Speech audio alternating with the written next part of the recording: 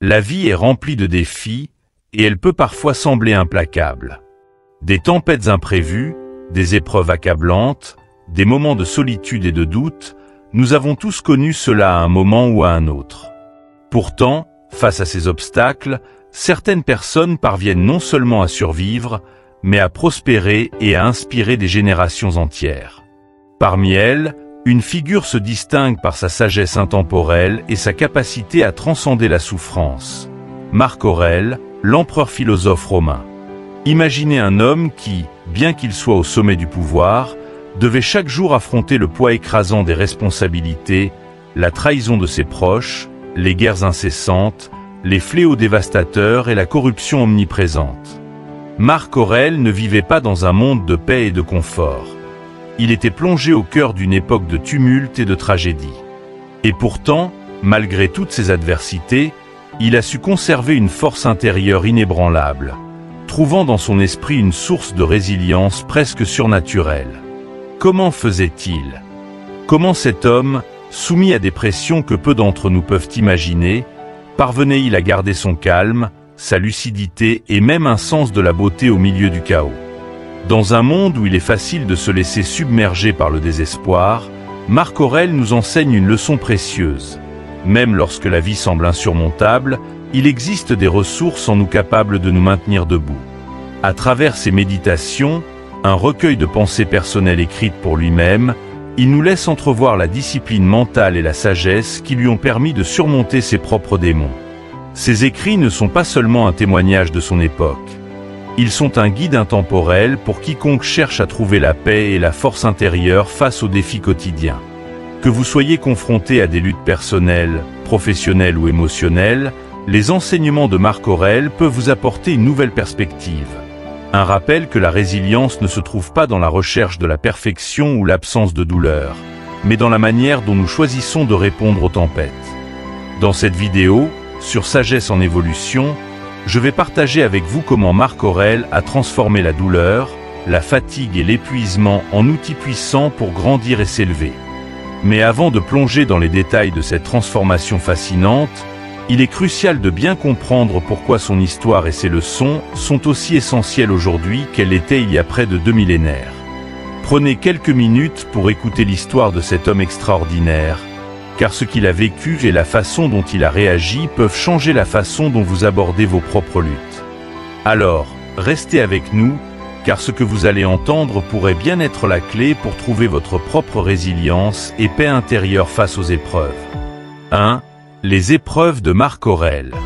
Marc Aurèle, empereur et philosophe, n'a pas été épargné par les souffrances que la vie peut infliger, même à ceux qui semblent les plus puissants. En tant que dirigeant de l'Empire romain, il était loin de vivre dans une tour d'ivoire, à l'abri des épreuves.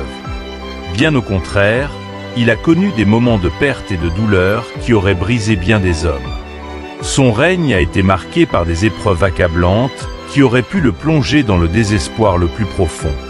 Imaginez un homme qui doit, jour après jour, affronter la mort de personnes qui lui sont chères.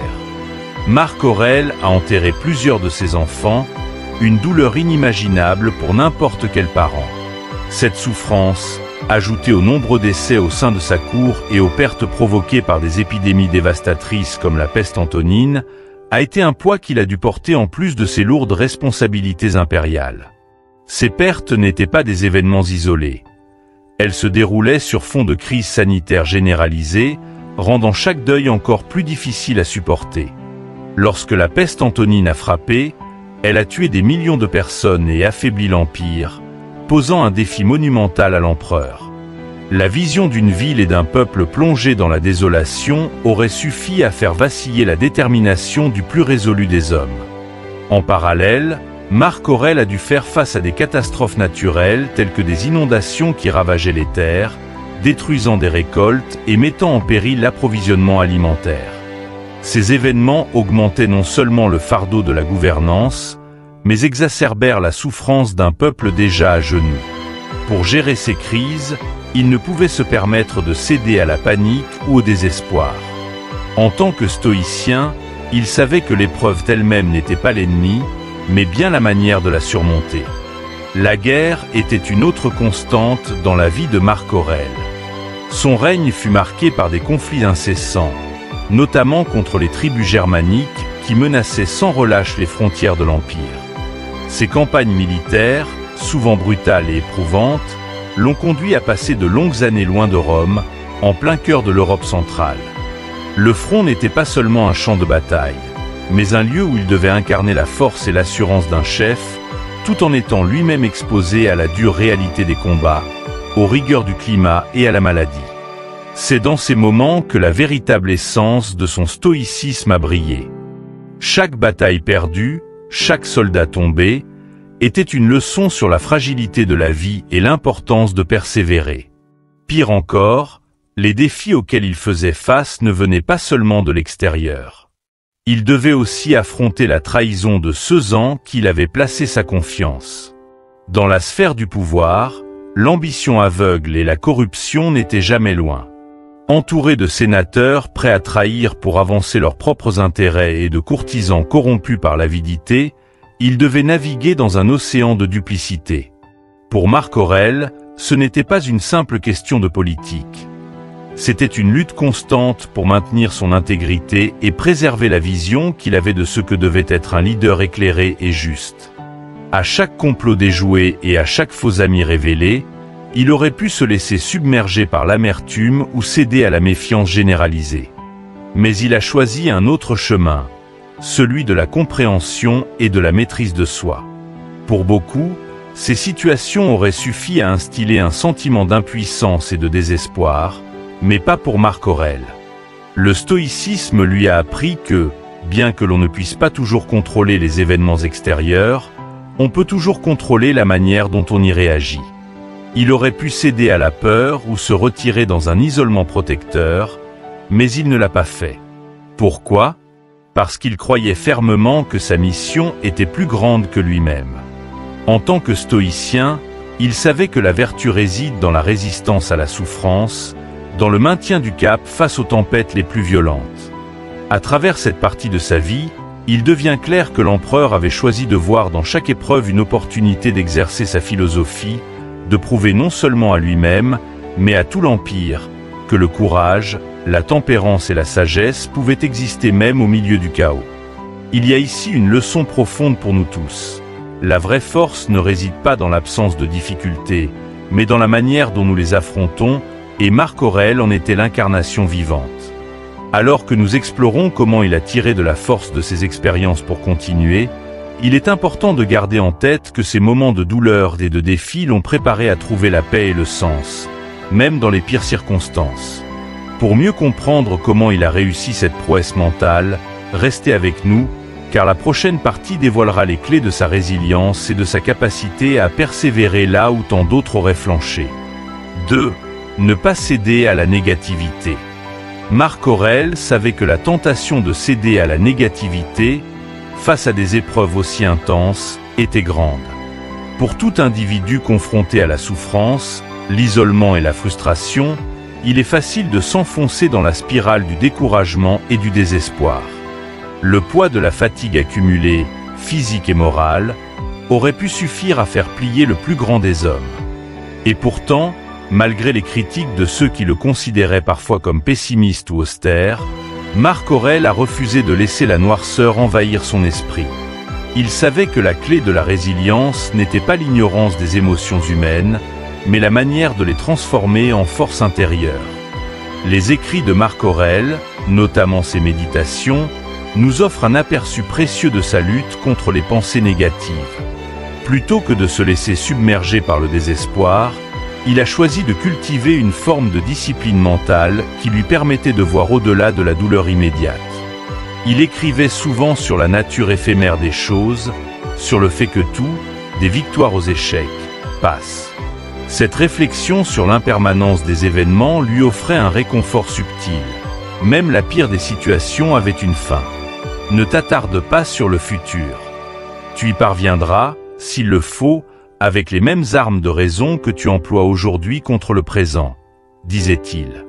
Cette phrase nous enseigne que la résilience est d'abord un choix, celui de faire face aux défis en puisant dans notre capacité à raisonner et à accepter.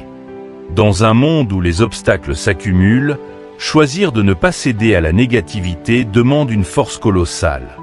Les moments de doute et de fatigue ne se manifestent pas uniquement dans les grands événements. Ils résident aussi dans les instants quotidiens, lorsqu'un empereur, accablé par les responsabilités, se réveille avec l'esprit lourd et se demande pourquoi il continue. Marc Aurèle a écrit dans ses journaux: « Le matin, lorsque tu as du mal à te réveiller, et cette pensée prête à l'esprit: je m'éveille pour accomplir l'œuvre d'un homme. » Cette pensée simple mais puissante témoigne de son engagement à ne pas se laisser engloutir par la lassitude. La motivation ne naît pas toujours de grandes inspirations, mais des petites décisions répétées, jour après jour, de continuer à se lever et de vivre avec intégrité. Il est facile de comprendre pourquoi Marc Aurèle pourrait être perçu comme sombre par ses détracteurs.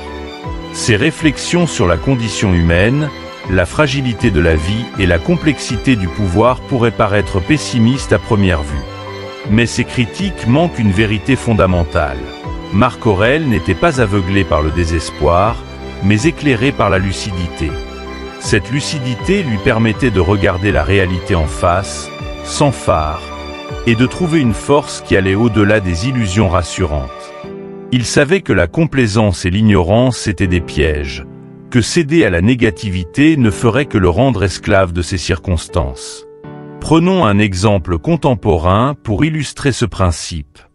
Imaginez un travailleur qui subit quotidiennement le stress d'un environnement toxique, accablé par des tâches épuisantes et peu de reconnaissance.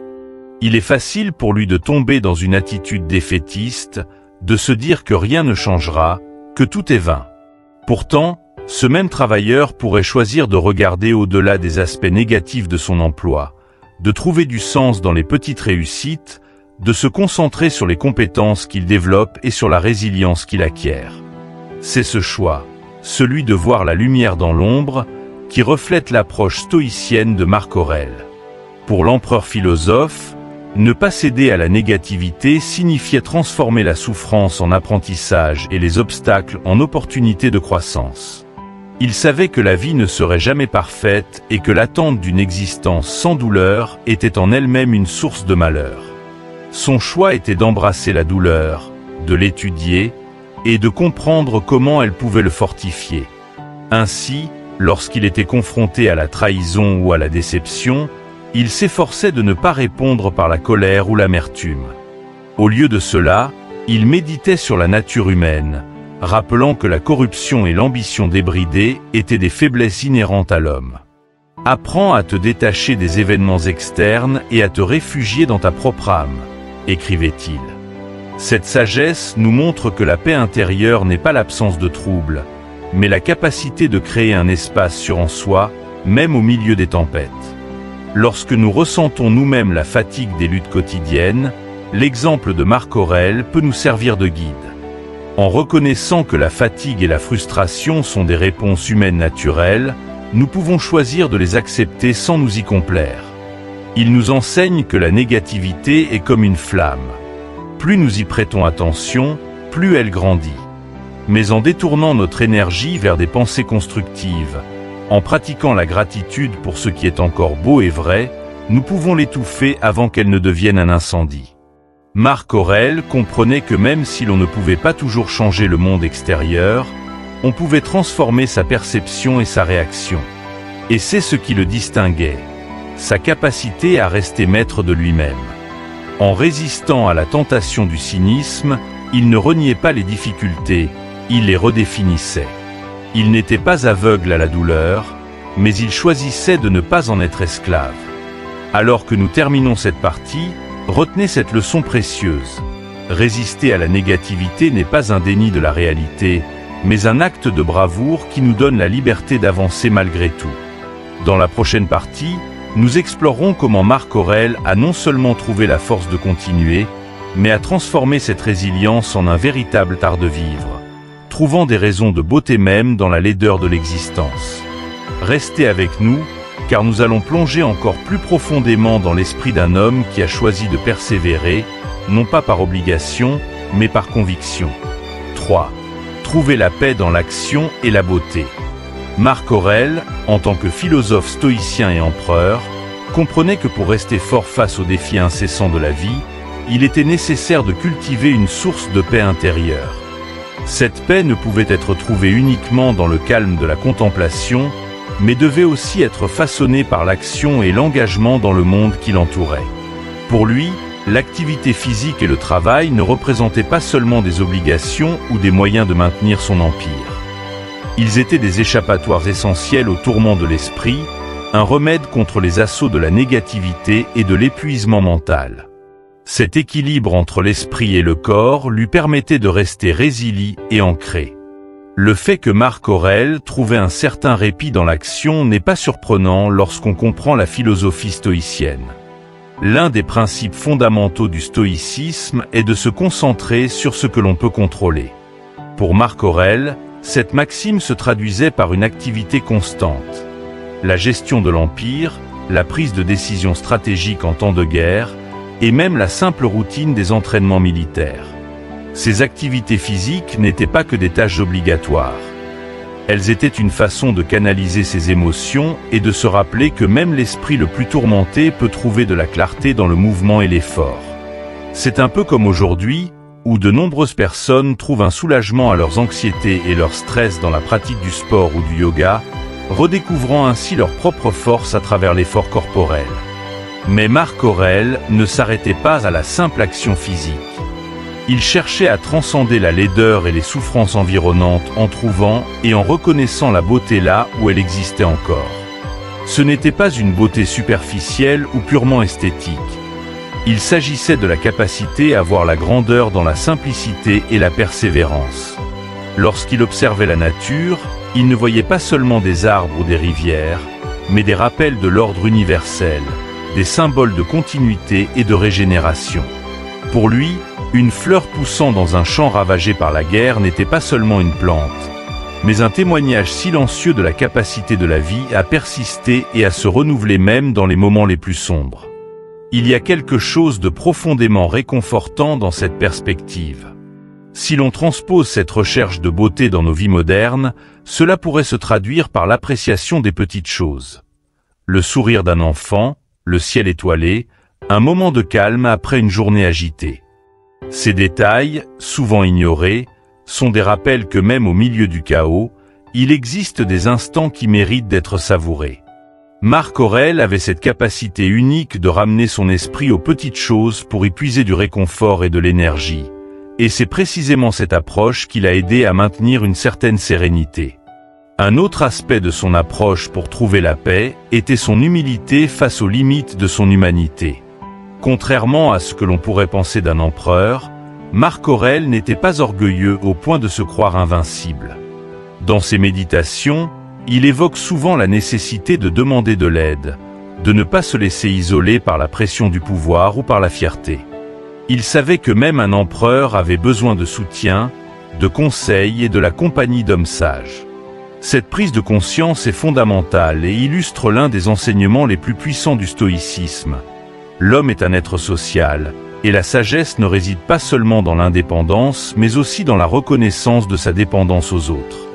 Lorsqu'il se poussait à se lever tôt le matin, Marc Aurèle ne le faisait pas par simple discipline militaire. C'était un acte de conscience, une manière de se rappeler chaque jour pourquoi il était là, à quel point sa mission importait, et ce que la vie exigeait de lui. Se lever tôt était un rituel qui symbolisait sa détermination à affronter la journée avec vigueur, mais aussi à se rappeler que chaque lever de soleil apportait avec lui l'opportunité de faire mieux, de se montrer à la hauteur des défis. Pour lui, ce moment matinal de réflexion était un temps pour redéfinir son intention, pour se recentrer sur ses valeurs et pour retrouver sa motivation profonde. Nous pourrions nous inspirer de cette habitude dans notre propre vie, en prenant quelques minutes chaque matin pour se rappeler nos objectifs et notre raison d'être, loin des distractions et des pressions extérieures. Ses écrits sur le devoir et la raison d'être sont des témoignages poignants de son engagement envers cette quête. Il ne se contentait pas de survivre, il cherchait activement à comprendre ce que la vie attendait de lui. Dans ses réflexions, il trouvait un but profond et même de la joie. Pour Marc Aurèle, Le bonheur n'était pas synonyme de plaisir éphémère ou de succès matériel, mais de la satisfaction de savoir qu'il faisait de son mieux, qu'il restait fidèle à ses principes et qu'il servait l'humanité selon ses moyens. Dans le tumulte des batailles, dans les salles du palais emplies de chuchotements de complots, il revenait sans cesse à cette idée. Ce que nous faisons maintenant résonnera dans l'éternité. Les principes de Marc Aurèle peuvent sembler lointains, mais ils sont étonnamment accessibles. Si nous regardons au-delà de la figure de l'empereur et voyons l'homme qu'il était, nous pouvons appliquer ces mêmes leçons à nos propres vies. Chaque tâche que nous entreprenons, chaque défi que nous relevons, peut être une occasion de trouver un sens, de rechercher la beauté et de transformer l'action en une forme de méditation vivante. Lorsque nous faisons cela, nous nous ancrons dans le présent, nous trouvons la paix même dans l'activité la plus intense, et nous développons la capacité de voir la vie non comme une série d'obstacles à surmonter, mais comme un chemin riche de sens et de moments de grâce. Pour conclure cette partie, il est essentiel de comprendre que la paix intérieure n'est pas un état passif. Pour Marc Aurèle, elle était activement recherchée et entretenue par l'action, la réflexion et l'ouverture aux autres. Trouver la paix dans l'action et la beauté est une démarche qui exige de l'effort et de la volonté, mais qui, comme l'a montré l'empereur, peut transformer la façon dont nous vivons chaque instant. Dans la prochaine section, nous verrons comment cette attitude lui a permis de transformer la fatigue et la frustration en une véritable source de force, et comment nous pouvons nous aussi trouver la lumière dans les moments les plus sombres. 4. La paix intérieure à portée de main. Marc Aurèle nous offre un message puissant et intemporel. La paix intérieure n'est jamais hors de portée. Peu importe notre statut, nos expériences ou les obstacles auxquels nous faisons face, cette tranquillité de l'âme est un choix, un travail personnel qui transcende les circonstances extérieures. Dans un monde où l'on court sans cesse après des solutions extérieures pour apaiser nos craintes et nos angoisses, Marc Aurèle rappelle que la clé se trouve à l'intérieur de nous. Cette idée est plus pertinente que jamais à une époque où la pression, la fatigue et l'incertitude semblent dominer notre quotidien. Il est important de reconnaître que la fatigue, qu'elle soit physique ou mentale, fait partie intégrante de l'expérience humaine. Dans ses méditations, Marc Aurèle admet lui-même avoir ressenti ce poids accablant, cette lassitude qui pousse à vouloir tout abandonner. Mais il savait aussi que reconnaître cette fatigue était un premier pas vers sa maîtrise. Accepter d'être fatigué, sans s'y abandonner, permet de se rappeler que nous avons toujours le pouvoir de décider comment nous réagissons face à cette sensation. Cette acceptation, loin d'être une faiblesse, est un acte de courage qui ouvre la voie à la résilience.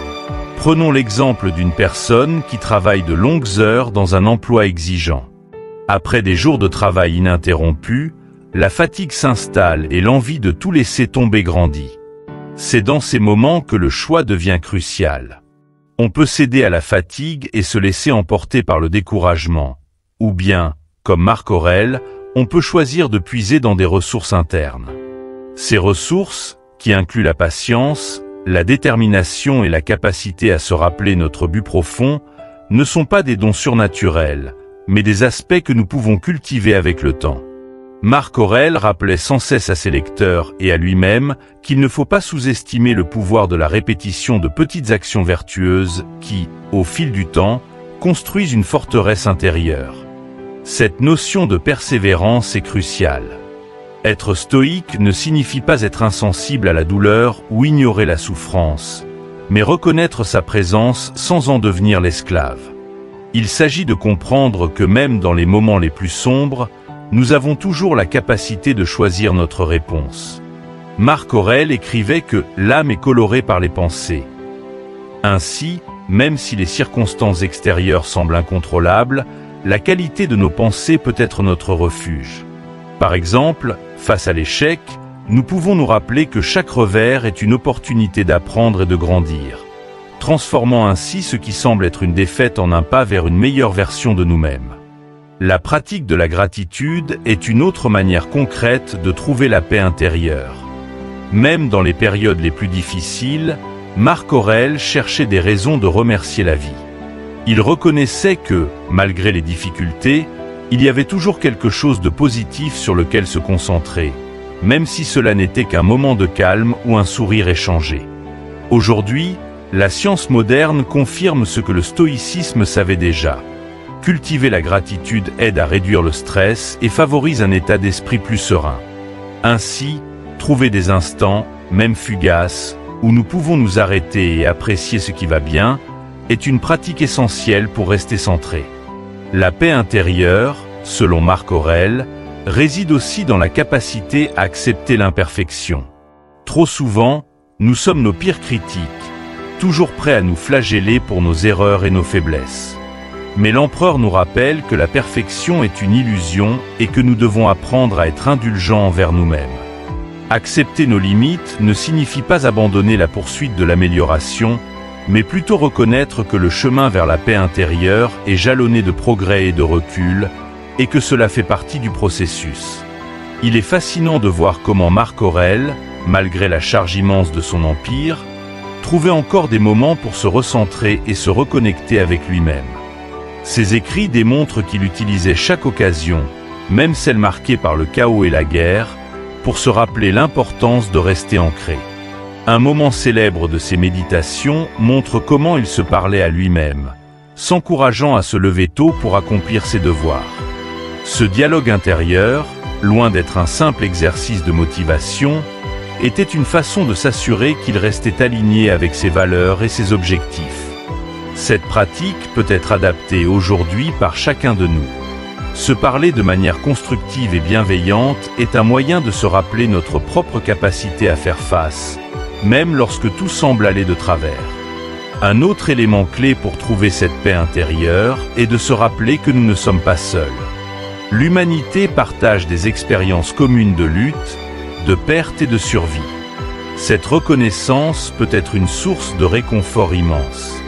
Marc Aurèle, même en tant qu'empereur, savait que sa souffrance n'était pas unique et que la même étincelle de force qui l'animait existait en chaque être humain. Se connecter à cette vérité universelle peut être un puissant antidote à la solitude et au sentiment de désespoir. Enfin, Marc Aurèle nous enseigne qu'il est normal d'être épuisé, mais que cela ne doit pas nous définir. La clé est de ne pas s'identifier entièrement à cette fatigue. Il nous montre que la paix intérieure est un choix conscient, un engagement à continuer malgré les épreuves. C'est ce choix qui, même lorsqu'il est difficile, nous rappelle que nous avons en nous la capacité de transformer la souffrance en sagesse et l'adversité en croissance. Alors que nous conclurons bientôt ce parcours à travers les enseignements de Marc Aurèle, retenons que la paix intérieure est plus qu'une aspiration. C'est un chemin que nous pouvons tous emprunter, peu importe notre situation. En choisissant de persévérer, de voir au-delà des obstacles et de cultiver la force de l'esprit, nous nous rapprochons de cet état de sérénité. Dans la prochaine partie, nous approfondirons comment utiliser les ressources intérieures pour non seulement survivre, mais véritablement vivre avec force et authenticité. Restez avec nous, car il est temps de découvrir comment tout ce que nous avons appris peut être mis en pratique dans nos vies quotidiennes. Marc Aurèle incarne l'exemple même de la force intérieure, un modèle de résilience qui transcende les siècles et inspire toujours aujourd'hui. Malgré le poids des responsabilités impériales, les pertes personnelles et les défis immenses qu'il a dû affronter, il a su puiser dans son âme stoïque pour persévérer, avancer et trouver du sens à sa vie. Ses écrits, au-delà de leur contexte historique, résonnent comme un rappel universel. Peu importe la gravité de nos épreuves, il est toujours possible de trouver une lumière, aussi ténue soit-elle, et de s'y accrocher. La leçon que nous devons tirer de la vie de Marc Aurèle est que la paix intérieure n'est pas un cadeau qui tombe du ciel, mais un choix conscient et quotidien. C'est une pratique qui demande de l'effort, de la volonté et de la foi en nos propres ressources. La véritable force, nous enseigne-t-il, ne réside pas dans l'absence de douleur, mais dans la capacité à reconnaître cette douleur et à persister malgré tout. Il savait que la vie est parsemée de moments où le poids des événements semble trop lourd à porter, où l'on a envie de s'abandonner à la lassitude. Pourtant, il refusait de céder, nous montrant que la résistance à l'adversité est une question de discipline intérieure, de la même manière qu'un soldat s'entraîne jour après jour, non pas parce que la guerre est plaisante, mais parce que la préparation est la clé de la survie et de la victoire. C'est cette philosophie que nous pouvons appliquer à nos propres vies. Qu'il s'agisse de défis professionnels, de luttes personnelles ou de moments de doute existentiel, l'histoire de Marc Aurèle nous rappelle qu'il est toujours possible de trouver du sens et même de la joie dans le processus de surmonter ces obstacles. Son approche, faite d'humilité, de discipline et d'un engagement constant envers la recherche de la vertu, est un modèle intemporel pour ceux qui cherchent à mener une vie riche et épanouissante, même face aux défis. Ne laissez pas les moments de souffrance ou de fatigue définir qui vous êtes. Prenez exemple sur cet empereur philosophe qui, malgré les tempêtes extérieures et les batailles internes, a su trouver la paix dans l'action, l'harmonie dans l'effort et la beauté dans la réflexion. La paix intérieure, nous montre-t-il, est toujours à portée de main pour ceux qui prennent le temps de la chercher et de la cultiver. Cela ne signifie pas ignorer la douleur ou la difficulté, mais les accepter, les comprendre et y voir des opportunités pour se renforcer. En conclusion, si la vie de Marc Aurèle nous apprend quelque chose, c'est que le chemin vers la paix intérieure et la résilience commence par de petits pas, par la reconnaissance de nos ressources et la volonté de les utiliser. Que ce soit par l'action, la réflexion ou le soutien des autres, chacun d'entre nous peut trouver le courage de continuer, de persévérer et même de s'épanouir au milieu des tempêtes. Alors, n'abandonnez jamais, car vous avez en vous la capacité de transformer la difficulté en force et de trouver la paix, même dans les moments les plus sombres. Si cette vidéo vous a inspiré et que vous souhaitez en savoir plus sur la manière de cultiver votre propre force intérieure, n'oubliez pas de liker la vidéo, de la partager avec ceux qui pourraient en bénéficier, et surtout, de vous abonner à Sagesse en Évolution en cliquant sur la cloche de notification pour ne pas manquer nos prochains contenus. Restez forts, continuez d'évoluer, et rappelez-vous que la sagesse est un voyage, et non une destination.